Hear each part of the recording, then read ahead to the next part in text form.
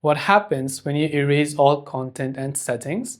Hey everyone, welcome to our channel. In today's video, we're going to learn what actually happens on your iPhone or Android when you try to erase all the content and settings, and why you should be very careful on this step. So without any further delay, let's get started with today's video. If you're using either an Android or an iPhone and you went towards its settings and then you went ahead and then selected general and then you scroll down and you tapped on reset and then you selected factory data reset. On iPhone it will be labeled as erase all content and settings.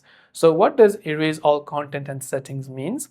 Well, erasing all content and setting means the thing just like as it sounds. It is going to erase everything on your device, which means to factory reset your device, which means it will revert your device back to the state when you first purchased it. So before you do that, and you really do want to do it because maybe you're facing some kind of issues on your device, you might want to try to back up your account data, photos, or any other sensitive information that you have on your phone, because once you erase all the content and settings, then in that case your data will be irrecoverable.